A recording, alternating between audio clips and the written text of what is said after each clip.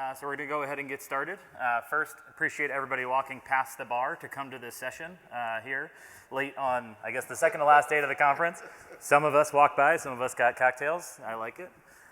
So hopefully you're here today for our session, Your Cloud, a Well-Managed Ranch, or the Wild Wild West. And so just a little bit of housekeeping. Obviously, this is a panel today. We've got about 45 minutes, and our plan is to sort of have content or discussion up here for 30 minutes and then leave at least 15 minutes for Q&A. So please make sure that you have questions, and we'll ensure that we repeat them so everybody can hear as well. So let's start off with some introductions on our panel here. So maybe we can start with Tim, if you could just give us a little bit of an overview as to sort of UMBC, what you do, what the university does, and then ultimately how you're using cloud. And I don't know if that's on, so test. Nope. Oh, wow, yeah, I wouldn't have caught that easily. All right, oh, there we are. Okay, so I'm Tim Champ, and I am the Assistant Director for Research and Enterprise Computing at UMBC. Currently, we are I think it's on the next slide. I'm always gonna bring this one up first because we're still, I think Damien, my supervisor, mentioned it earlier, we're still very proud of this. We are a Research 1, very high research level university, which obviously being a part of research computing is something that makes you feel really good. UMBC is a mid-sized university of which I am an alum, which I'm very proud of as well. We've only been around for a short period of time, formed in the mid-60s, and we've had explosive growth through the past 30 years, especially due to our recently retired president. But we have had a large amount of input into the area around us, and we're up to, I think it's roughly 14,000 students. And we put out a number of PhDs, and I think if I remember correctly, we are #1 in the nation for African-American undergraduates who go on to complete either a PhD or a medical degree. And for those of you who have heard of this thing called COVID, there was the lead researcher at NIH who helped work with Moderna to develop the vaccine. She's a UMBC graduate, and so that's one that we're very proud of. And the former Surgeon General, thank you, Todd, appreciate it. Surgeon General of the United States was also a UMBC graduate. And so we're very proud of the people we've seen and be able to send out into the world to help make things a better place. Our cloud journey. So we started using cloud as an infrastructure service probably around 8 years ago. Obviously, it was a bit of a large learning curve, and there was a lot of trying to understand, what does it mean for what it's going to cost. And at first, we jokingly referred to ourselves as having an unlimited budget, but budgets are always unlimited until you actually have to spend the money. It's sort of like the credit card model. Once the bill comes in, you realize that was a mistake. And so we had some real issues up front with trying to understand how to move the things we were doing the way we were doing them into the cloud, and realized real quick that some of that just wasn't going to work.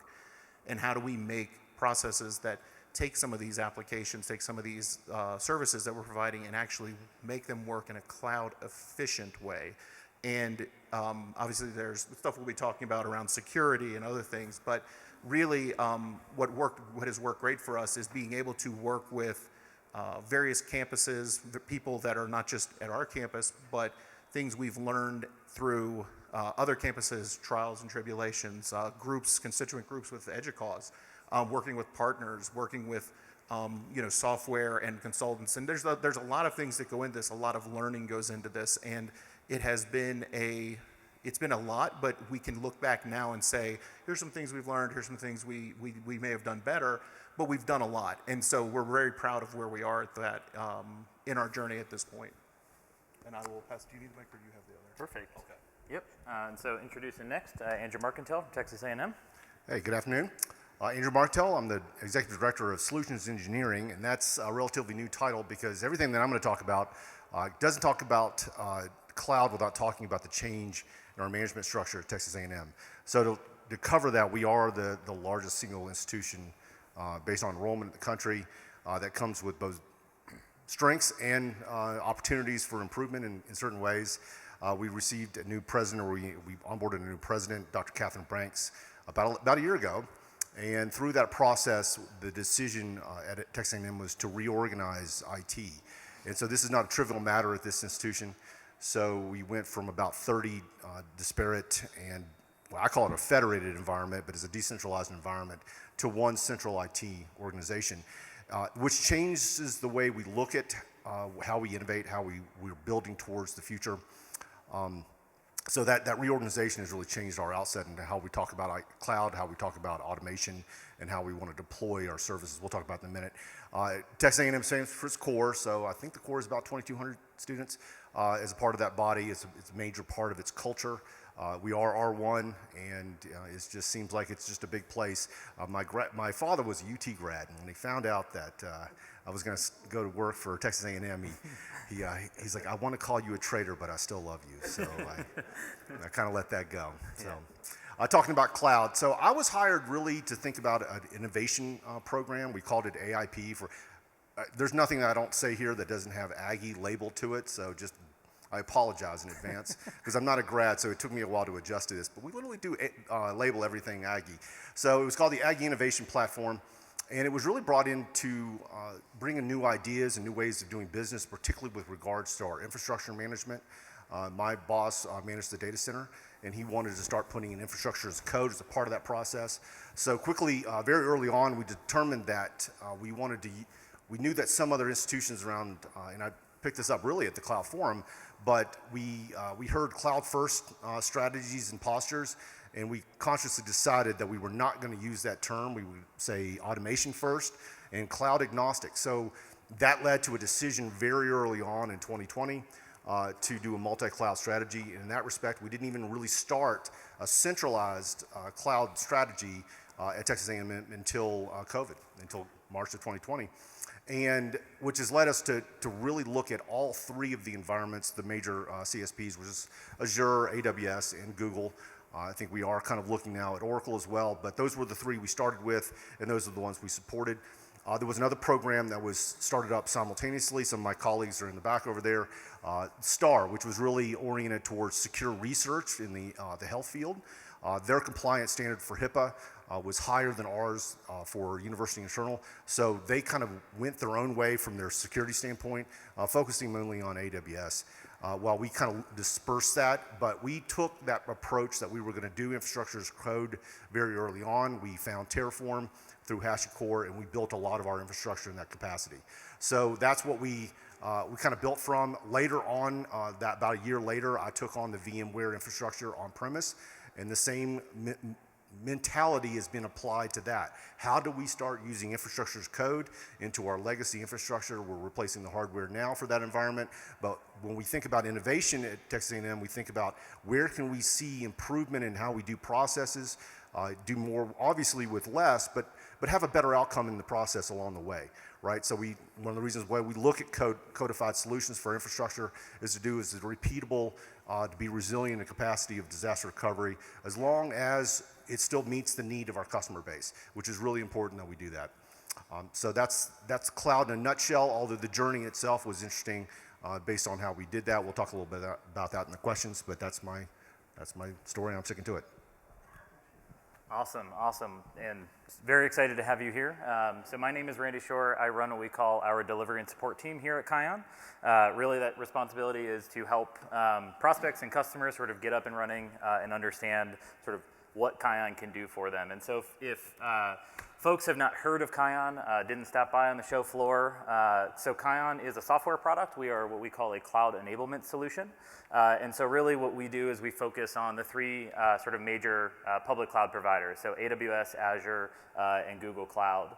Specifically in sort of four main areas, so financial management, cloud automation, security and compliance, and cloud identity as well.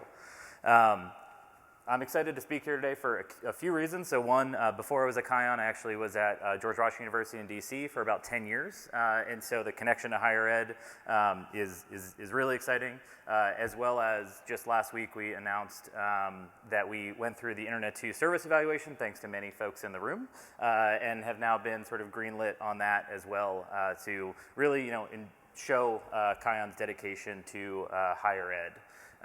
So I guess sort of getting started here in the theme of the session, maybe we can just start off a little bit. I know higher ed can organize IT in multiple different ways. I know you two spoke a little bit about it, but maybe just help give us a landscape of what that looks like, right? How's your group organized? Are you centralized, decentralized? And sort of what are the overall responsibilities of the portion of IT that you cover for the university? Well, I alluded to in my intro, we were decentralized when I arrived in the early spring of 2020, and it required us to think about how we were going to deliver cloud in that environment. So I call it the honeypot approach. Was we wanted to provide a service that people would want to use. We use a cost center model at Texas A&M, so pretty much we have to break even for whatever we deliver. We send the cost back, and they have to come back, and it has to be break even. So the environment we use for our data center model was, I'll just say it point blank, too expensive for many of the small federated environments around campus. They were not using our centralized IT environment. We called it Aggie Cloud at the time. We still call it, but we're calling it 2.0 now.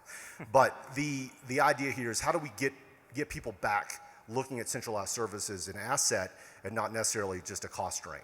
So when we started this, we very quickly figured out that we could meet parity for cost in a couple of the clouds almost immediately, and then we started looking at leveraging RIs, reserved instances, to bring those costs down even further, and then of course using our code base so that they didn't spend a lot of their staff time building artisanal servers and artisanal services bespoke, and using it in a codified way that allows us to be both secure, deploy consistently, and provide them a better outcome. So to do that, we needed to say that our product was better than yours, and we're out there.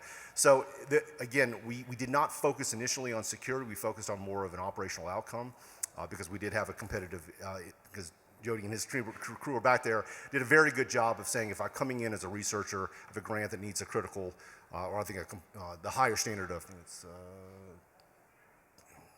trying to remember that third one above. But if you needed that higher security requirement, we did have an alternative. So we were able to focus on the outcomes of the deployment and necessarily on compliance initially. And we'll talk about what we have done differently. I think we'll talk about that in a little bit. But that was how we looked at it. So when we did consolidate through our reorganization, we were already set up for success in that capacity. So that's kind of how we saw it. We were lucky in that respect that we'd already started to work towards a better outcome for a larger group of people because we were set up that way. But when it did come, it's just a matter of aligning the human resources with the technology that we were already putting in place. So first I'll preface with what I'm saying is we're still growing, we're still learning. We are nowhere near where we would want to be, and maybe we never should be where we want to be, so that we'll keep continuing to try to do better. But as a university, we have a very centralized IT infrastructure. While we do have a number of colleges on campus, the research IT side of it is either you have the occasional faculty member who might have their own grant and they want to do things their own way, but we've really tried to work hard, whether it's through high performance computing, whether it's through using the cloud related items that we have, and say, here's why we can give you a better level of support than what you can do with the money you have on your own. Instead of buying that server that you can shove in a closet somewhere, we can give you access to a whole lot more. And instead of having it where you have a graduate student that might not be here next year, we can have something that will be supported and understood and be able to move forward with. And so for us, it's more a matter of trying to, again, I always say dangle the carrot, but same kind of idea. Like here's why it's a good thing to work with us. We can make sure that that initial setup is in good place before time. We can say, hey, we have the Internet 2 agreement where you don't have to pay for egress. You just have to work through us so that it's in our environment. And when that happens, people start to have their eyes, oh, this is worth it. And we're still working towards trying to get a better baseline for, say, a researcher's accounts. We do have a number of infrastructure things that are well maintained, and we keep an eye on those. We try to keep them as best as we can, although we always need help. But the researcher side, our big goal is to at least set them up initially in a good place. Staffing wise, we're at a limit where we can't do a lot with helping them on their day-to-day management and things like that. But that's one of the things we're working on, trying to understand more between various tools and how can we set up this environment and also help people that we have because we have people that want to use these environments to research data, but they're not IT people. These are not people that are even come from a computer background. But they have data sets that they can mine and they want to mine, and that data has much value to it. The kind of work they have much value, but they need a lot more upfront help just to try to convert that into something that they can work with. Perfect, yeah. And so I know, even here at the show, other folks at other institutions we've talked to are at sort of every end of their cloud journey, right? Some haven't even started it yet. Some are well on their way. I know you both mentioned sort of when you got started, but what cloud providers did you choose initially? What was sort of the driving force to go to cloud for both of you? So I'll go first on this one since I'm already holding the microphone. Why not? Our first cloud foray was really into AWS, and I will say that for us, that's still very much our primary source. And I think that for better or worse, it's because of where the staff time has been invested. It's what we know. We've tried to work with expanding. We do have some things over in Google, especially on the teaching and learning and some research side. There's some things over there that it just, first of all, it fits better. And to Microsoft and to Google's credit, I mean, Amazon does the same. I don't want to leave anybody out, but are willing to put money towards helping researchers and to helping them not only get set up, but to run things and to say like, hey, let's try this out. Let's let you give this a whirl and see how it goes. And so for us, I think that one of the things that is on our roadmap is how do we better use some of the other cloud providers, because we do have this knowledge in AWS. We have and maybe our infrastructure, maybe my enterprise infrastructure sort of stays there because we sort of have a hold of it, but the research side, really being able to spread that out, being able to put some other things over there, and especially some of their tool sets and all are better, but being able to use a tool such as a Kion or something like that, how do I take that and say, I can't afford to go out and buy a bunch of people, but if I can have a tool that can help with, I know this cloud concept, how does that apply here? So I can put it in and it sort of spits out the right answer or does that. Those are the kinds of things I'm looking for, to try to understand how I can take people that only have so many hours of training they can do, only have so many hours in the day they can work, and sort of force multiply them. And so I think that's a big part of why going to one cloud first, and the reason, our reason was just AWS was the bigger one. It just happened to be what we were looking at. It was the most mature at the time, and once you dive into something, you sometimes, if you're not really intentional about it, which at first we weren't, you just sort of get stuck with that's what you've learned. And so it's like, this is comfortable. I don't want to change my shoes. These are really nice, and so that kind of thing. So I think that's sort of where we are with it as we try to broaden out our horizon. Perfect. Well, I think we didn't know what we didn't know at A&M. So we went into it from a multi-cloud perspective because we knew that we had constituencies, including researchers, that it seemed like AWS was the place, but we had other people looking at other clouds for various reasons. And so we were like, well, since we were starting with nothing really, again, we had 30 different groups kind of dabbling in it, but no common infrastructure or centralized way of looking at it, we said, why not? So let's build a program to do that. When I get to the Cloud Forum in November about later that year, I got responses when I would talk to people would stretch from, oh, you're doing a multi-cloud with like 3? Oh dear, bless your heart. To, why would you do that? Like, that would be crazy. And so I felt like we didn't, again, if I had known what I didn't know, maybe we would have approached one specifically and gotten pretty good at it and then tried the others. But it allowed us to look at technologies and tools, a lot like Tim is saying, that enhance this multi-cloud environment, and that's how we found Terraform. And I'm not advocating HashiCorp's Terraform, but it was, because Ansible does very similar things, SaltStack does some, there are other tools out there that do that infrastructure as code that worked for our strategy where we were, what we thought we could do, because we didn't want to put all our code into something like CloudFormation, because we wanted something that worked with all the different environments. So that was our approach. But there was another angle on this. I come from more of a business consultancy background. Originally, I've spent about half my career in corporate and half in higher ed.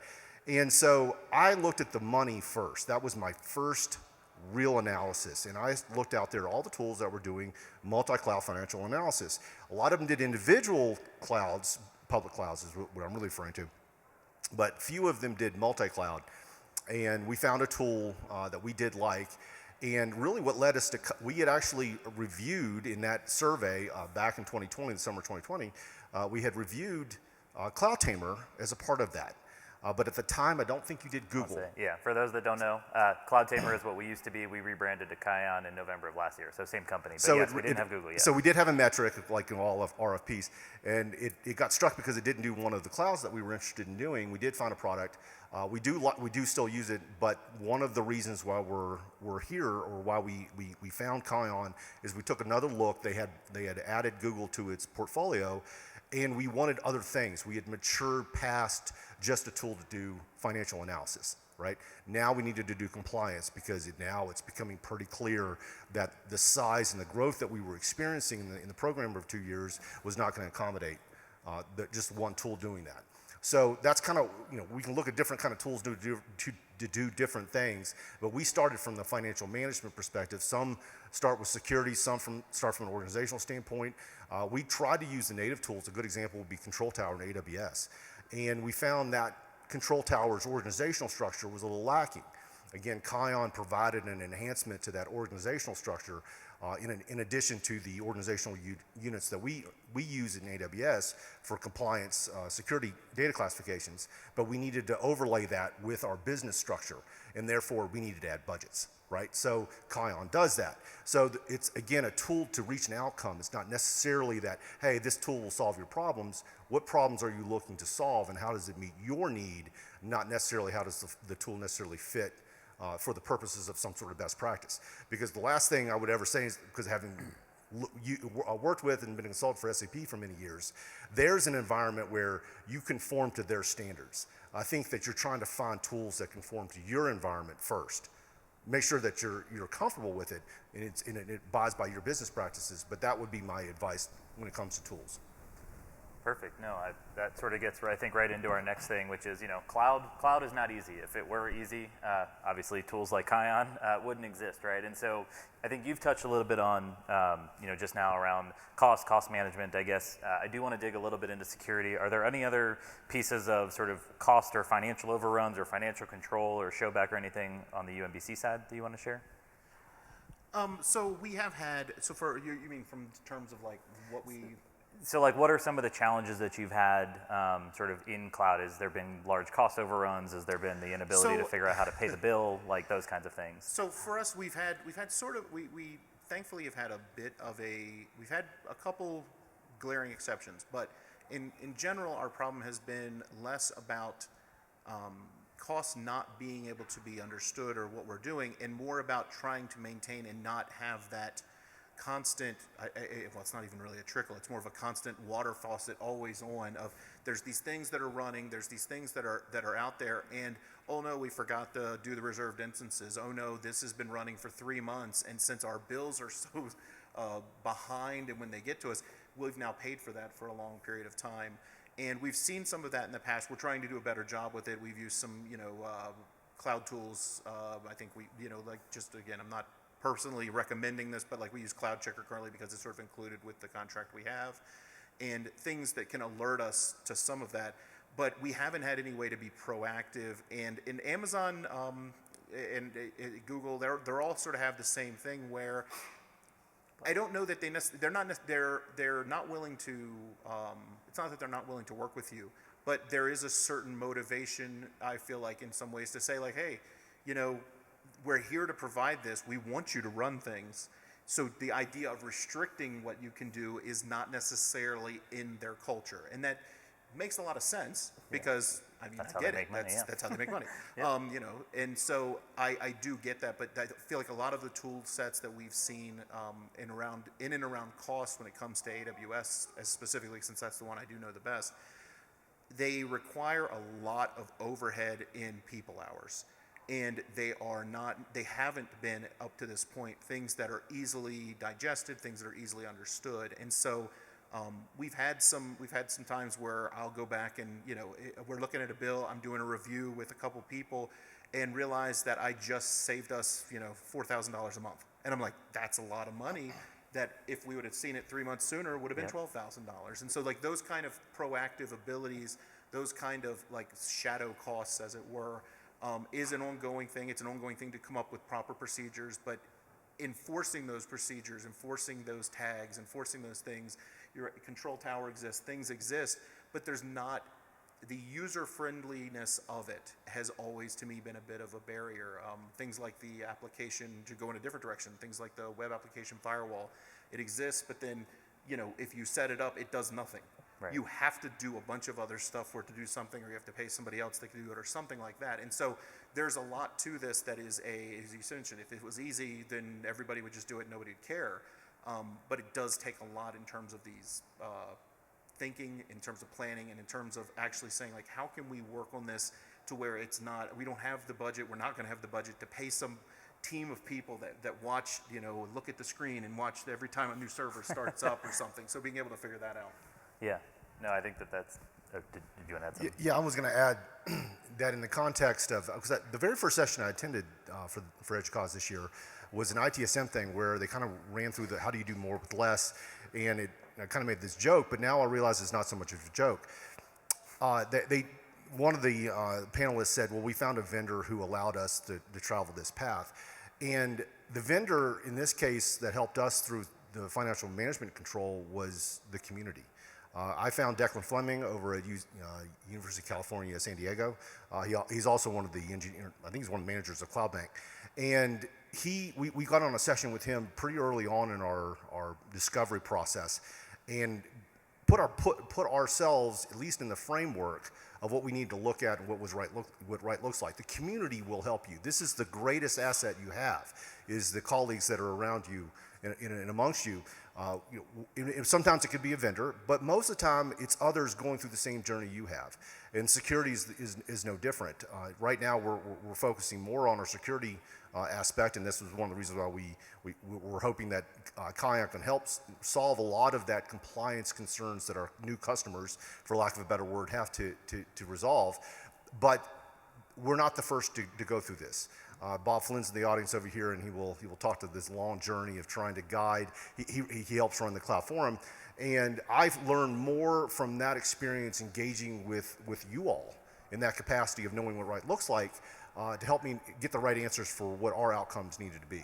So I would say that vendors are nice, partners are good, but the greatest asset you have is next to you.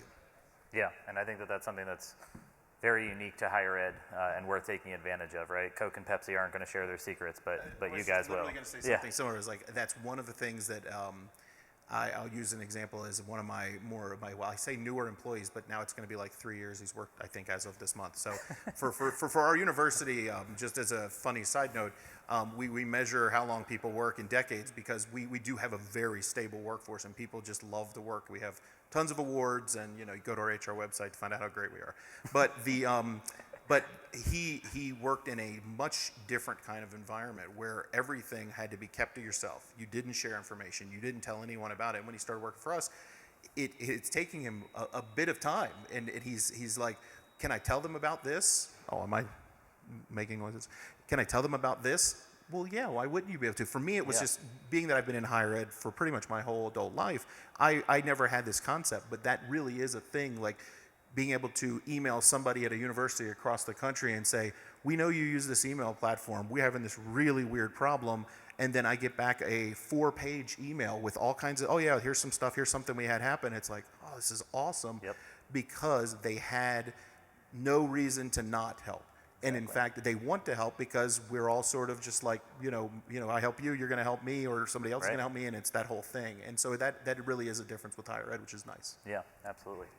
Well, and just to add to that, which is I go to the forum, and we had seen 300% growth in 1 year, and I was trying to wrap my head around when do I right size? What's the right measure? Sure enough, somebody shows up at the forum with an entire analysis that once you get over $1.2 million, you might consider putting about 20 hours of BA time, business analysis time, into managing it. It saved that institution certainly like 25%.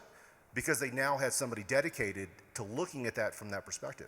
So it's not just a tool. I mean, it sounds like this is a Kai's a tool, and it sounds like vendors can get you there, and they can be partners with you. But there's more to it. Finding the right critical resource, which is usually a person, right? Trained up, properly motivated, in a capacity that they can contribute. So this is important. Perfect. Yeah. So again, I know I wanted to leave some time for audience Q&A as well. So I guess sort of to the title of the session, right? Like, you're the Wild Wild West versus the well-managed ranch. What are you doing to be more the well-managed ranch and less the Wild Wild West? We're working on it. I think Tim said it earlier. It's like we have a lot to do. I do have my colleagues at A&M who started the STAR program. They've given us a good model on what we're working on to become more. The fences are required. Otherwise, the herds go off and trample other things, and they don't mean to, but they don't know any better. And so, to a certain degree, I have to be a shepherd or a parent, a custodian of the assets that we manage under our portfolio, and therefore we've got to start putting up guardrails, got to start putting up fences. And so the ranch model is applicable because it's in the best interest of both parties, right? So part of that is communication, but then have purposeful engagements, right? So we want to do this carefully.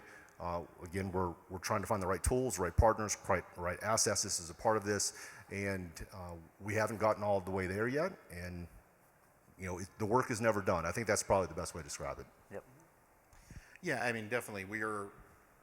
We are trying more to give people a better starting place when they're working with things, whether it's a researcher, whether it's the infrastructure, whether it's a department that's trying to do a various kind of operation on campus, or if we're just moving a certain application out, can we find ways to just sort of set that up to not be as easily pulled aside, not necessarily through any nefarious means, but just through the fact that things can drift and things can be done. And when it's easy to just push a button and start a server, it's easy to push a button and allocate some amount of space.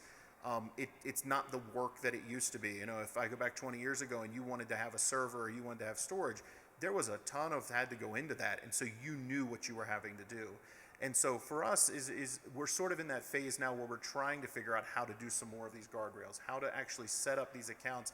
And also part of it for me is trying to figure out how do we get it where people don't really need to know AWS. They don't need to know Google. They just need to know, I want to do this, and then we can say, okay, we can work with you to set that up so you can do the thing you want to do without having to understand what an EC2 instance is, without you having to understand how to set up IAM permissions so that your account has two-factor, and they're like, you've just used 14 acronyms, I don't know what you're talking about. So if we can figure ways to do that, and we can work on ways to do that, that's a great win, because it allows more people to use that and allows them to find ways to be more productive and to find more ways to do some research. We have some secure research stuff we've talked about. And again, we need a way to say, here's what we're going to do, here's how we can enforce it's part of it, but part of it sometimes is just knowing and being able to have something that is going to alert me. Is it going to throw a note into Splunk? Is it going to send me an email?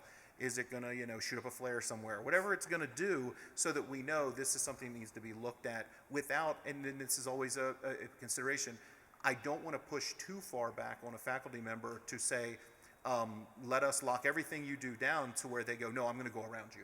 Yep. And there's only so much, we've worked with procurement, we work with people to try to say, let's try to herd people, to use a good ranch analogy, try to herd people through our division so that we can do our best to make it all work. But you have to be willing to also give certain parts of it. You can't, not like my enterprise infrastructure where my specific Linux admins have access, and there's the people that have the ability to do it, and that is it. Right.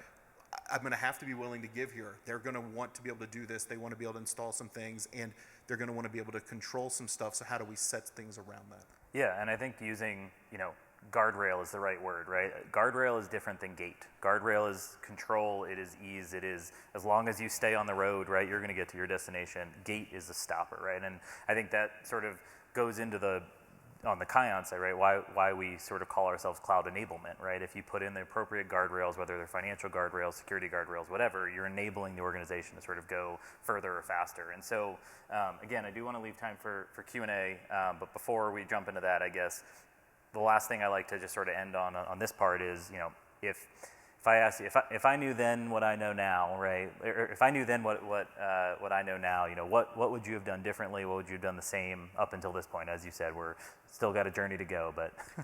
I think my answers would be a couple short things. I think the one thing I would say I would do differently is up front tried to engage with either training platform. We use some things with like around it was Linux Academy, then it's Cloud Guru, then Pluralsight bought them.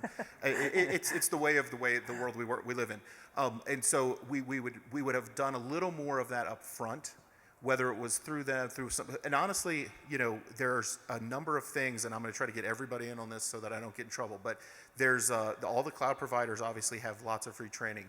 Internet 2 is doing a lot of training and a lot of constituency groups around cloud and meeting about it and discussing, and I sit on some of those, and I tell you, there is, as he's mentioned, there's so much information out there and people willing to help, and maybe there wasn't quite as much 8 years ago because we were all still sort of getting into it, but instead of going like, let's take what we know, and we were good at what we knew. We knew how to build a server, we knew how to build a VM, whatever.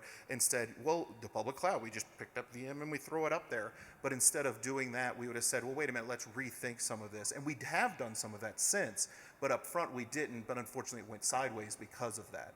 Right. So I would say that's probably the biggest thing I would do differently. And things I would do the same, I would say that I would continue to encourage, and this is something I have done since we started, encourage people, take the time to learn. And I try to say to my teams constantly, take that, if you need a couple hours a week, put it on your calendar. Yep. Put a block out there and just put on there, 10 mandated training or something. Whatever works for you, whatever method works, I'm going to support you in it. I'm very happy for you to do it.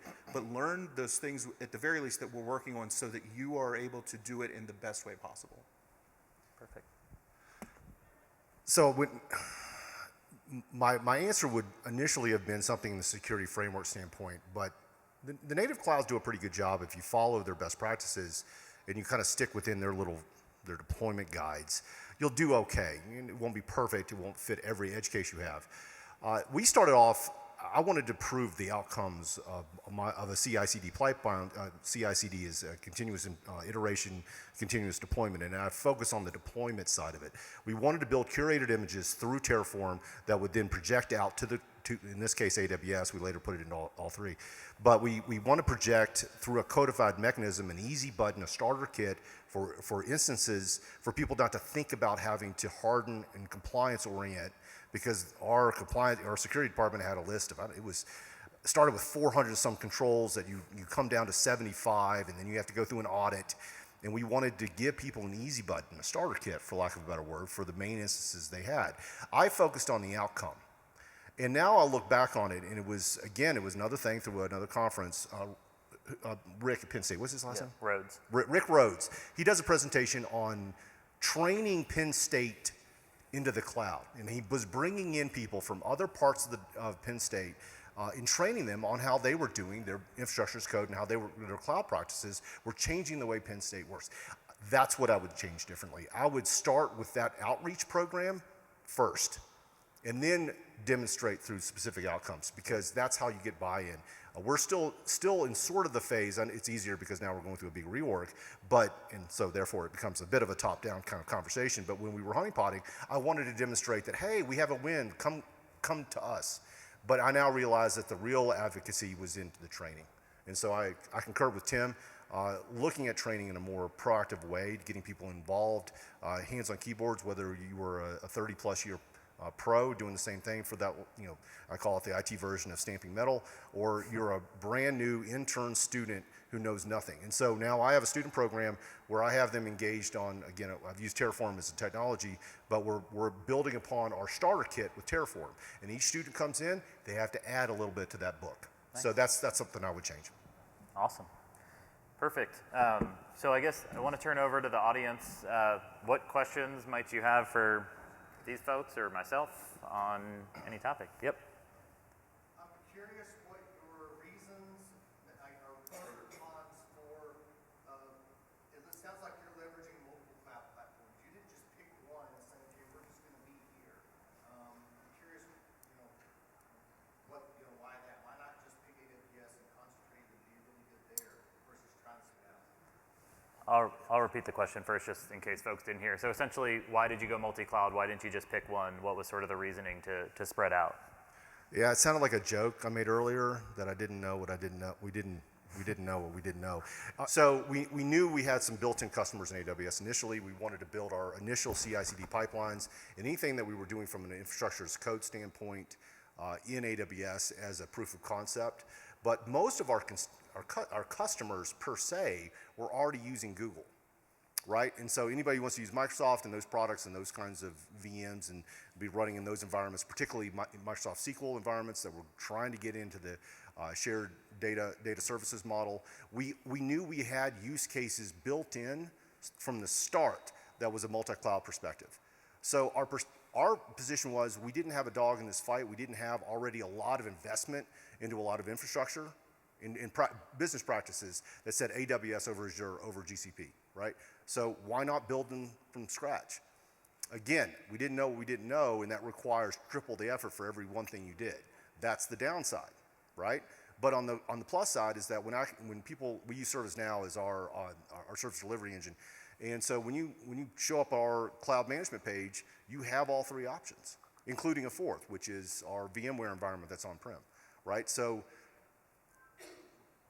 we can offer more at largely the same price. Now you say, well, you're putting in all that work. Well, again, we made decisions with our tools and our technologies, so when we do infrastructure as code, it will work in all three environments, and hopefully in the fourth.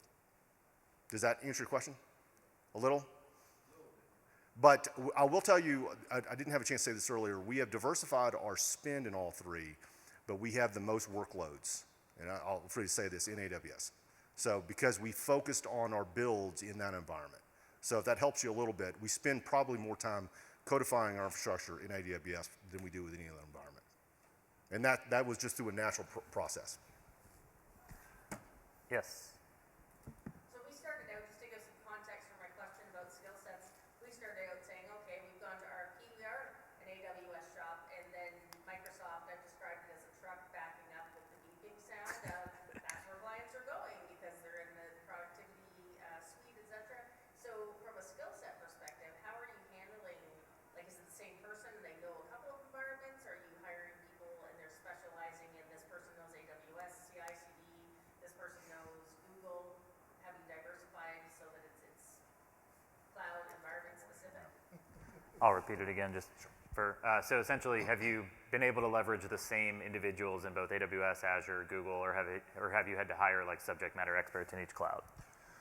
Well, the benefit of Texas A&M is that this is the positive, that when you have an environment where you had 30 decentralized, and I was starting from being able to pick from a pool to a large degree of 30 different environments that had core competencies and a lot of skills. So automation was going on in probably 20 out of the 30 locations. And so when I put out the word that I want to build automation engines into the cloud, I started interviewing people, and there were a few that had it right. So that was the core build of people who understood pipelines and doing it in a capacity that was in the way that we were thinking about building it. They were using other technologies. What we changed was, okay, everything that you're talking about that you did in Ansible, now do it in Terraform.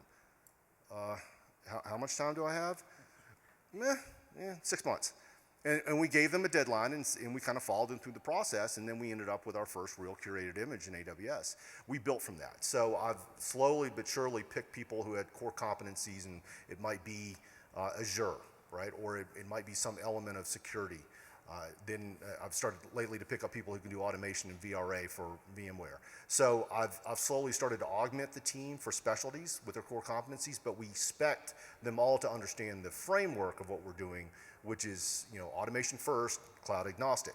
So as a matter of fact, much of the time I've been spending here at the conference is talking to our partners saying, what more training can you provide us for better value for that purpose, right? So I start with a core competency and something I'm trying to solve immediately, and then I build from that, right? And so we do the reorganization.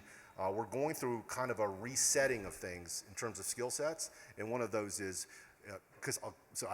I should say this as well, is we're also changing at A&M how we manage technology from a stack model that was top down to more of a software development lifecycle model that starts with design, build, design, build, deploy, run, and then deliver model. So in that capacity, that was a change. So we're trying to orient people to, if they're on the build team, they need to be able to handle various capacities of builds and technologies. They weren't just the subject matter expert at Exchange or Active Directory or some version of Linux, right? So that's the difference. And so from my side, what I would say is we are actively, that's an ongoing, challenge to try to figure that out, because again, we as I mentioned earlier, we measure people being at the university in decades, because we do have a lot of people been around a long time, some really awesome people, very smart people, but the downside of that is there's only so many hours they have in a day, and so when you start to learn how I do it in X, you just want to do it in X, because why do I want to spend more time when I have these other projects that we need to work on?